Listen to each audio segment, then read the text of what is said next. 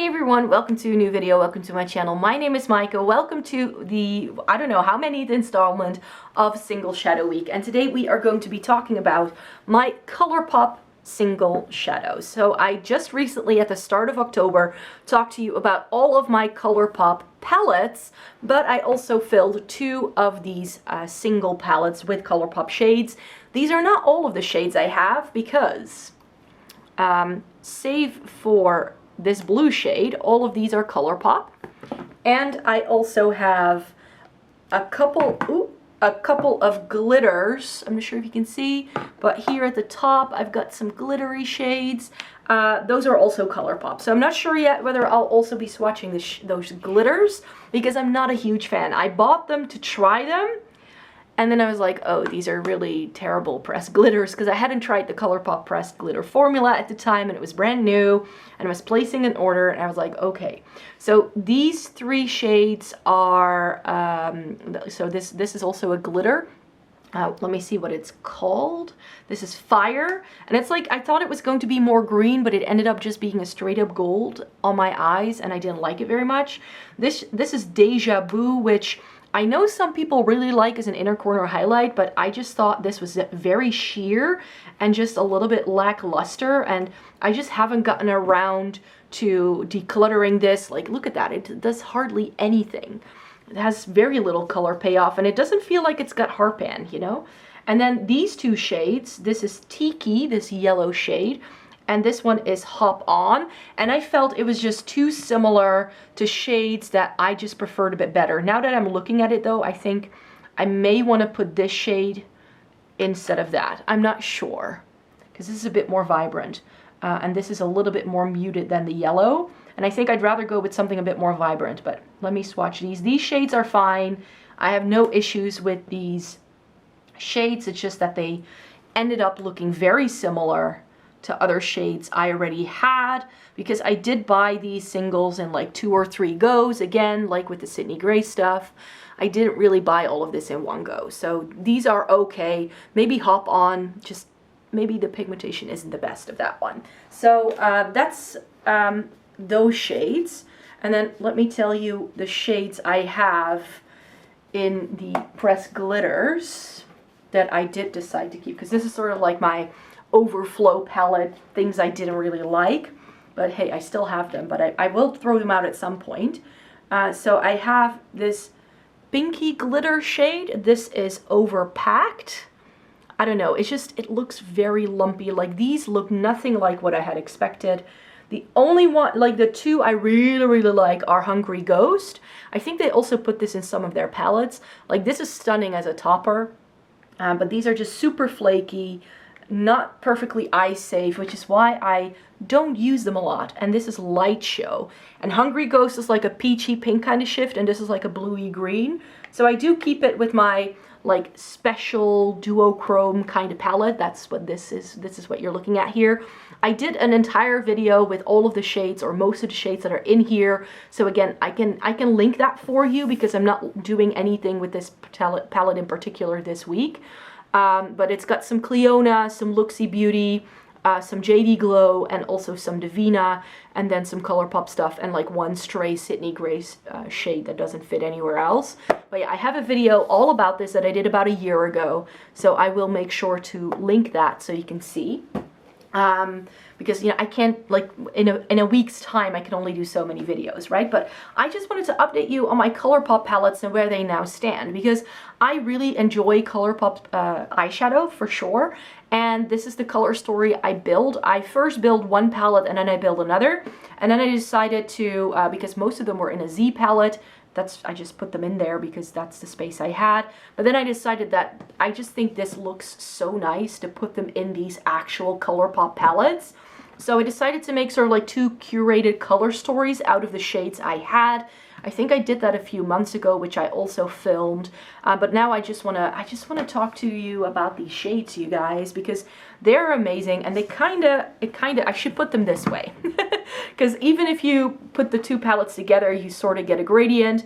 And I don't have a whole lot of like warm tones, but in my Colourpop palette, I do have some warm tones. So it starts with like very neutral stuff, and then we go into like the warmer mustardy yellows with like these vibrant like pinky oranges.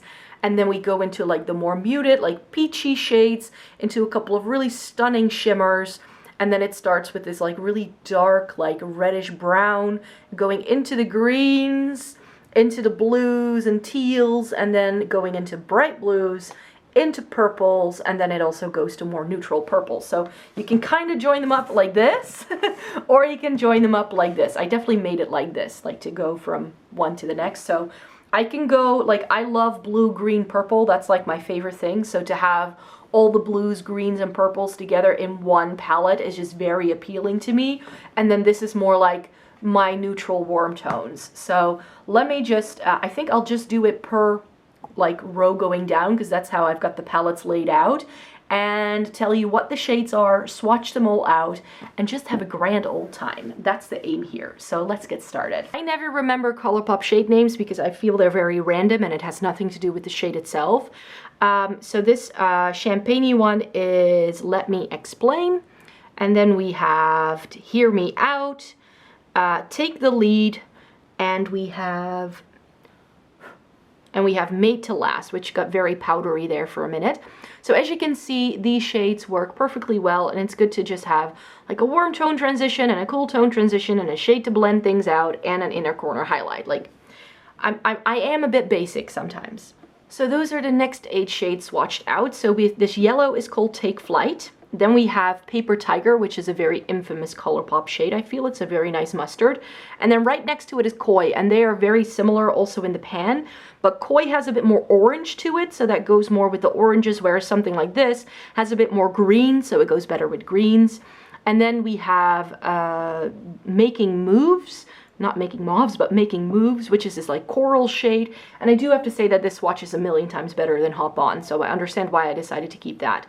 This bright orange is Bratty, and then we have Solstice with the Mostest, which is a very stunning, vibrant, shimmering pink, from which I really think, why is that not in the Ooh La La or any of their other palettes? Because the next two are in the Ooh La La, and that's Sandbar and Poodle. And Poodle is a very nice, like more like neutrally kind of pink, but still vibrant. And then Sandbar is just a very intense hot fuchsia, and that's very powdery, and it got all over the place. So this is the next batch of Colourpop shades. We're starting off with a peachy shade, a very nice shimmer called Ready or Yacht. I'm not a big fan of peaches, but this is like a champagne peach, if that makes sense. Again, the kind of shade that if you use a very light hand, you might actually be able to pull it off as a face highlight. Then we get Sauvage, and this is not the best shade ever. This is not something I will wear a lot, but it's a very nice like pinky peachy kind of shade right here. Sure if you can see it. It's very similar to my skin tone, so I don't think you can tell. Then we have Heavy Glam, and that's a really nice one. It's a more intense version of Sauvage, and it's like a very interesting peachy golden toned like pink shade. It's like max expensive pink, but then more interesting, you could say, less neutral. And then next to that is High Strung, which is like a coppery shade. And then we get 2 of my favorite shimmers by Colourpop. We get Glass Bowl and Snake Eyes. And Snake Eyes is actually being promoted as one of the shades in the Taupe palette that has currently come out. And then towards the bottom we have Misty, which is a really pretty shade. And then we have a darker matte, which is called Cute Alert. Next setup right here are some of the greens that I have, but it kicks we're going to kick off with one of the best silvers in my entire eyeshadow collection. If you're looking for a really good silver that is very vibrant, very stark, go with Anna Whimsy by Colourpop. Do you see that? Oh, so stunning. Next to it is Tea Garden. Then we get Sideline, Team Captain. These are 3 really nice standard shades. Tea Garden is more of like a duochrome kind of shade, as is Sideline. Sideline is a bit deeper, and Tea Garden is more bronzy brown.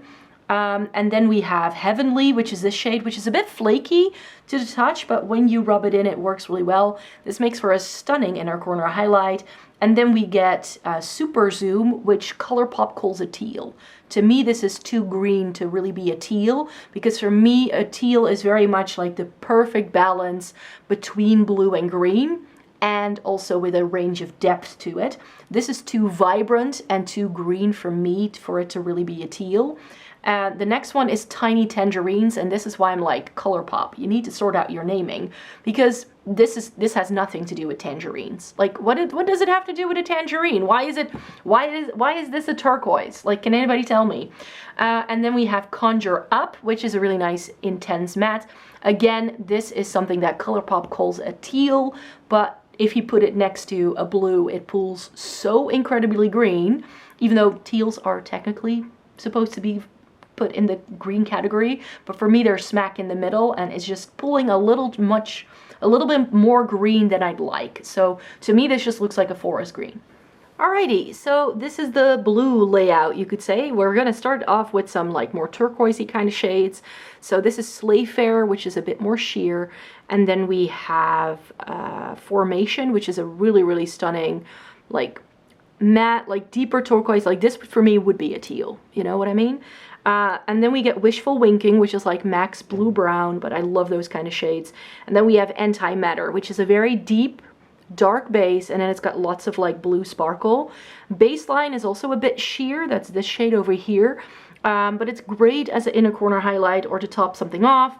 The next step to that we have, ooh, is this? Yeah, this is Two Piece, which is nice, but it's a bit difficult to work with. And then we get two really stunning blues here. This is Backstage, and this is Quantum Sleep, which is really stunning. It's a very intense navy shimmer. Alrighty, so last but not least, the purple selection. So let's start over here. This is called Baseline. No, this is Beam Me Up. Beam Me Up.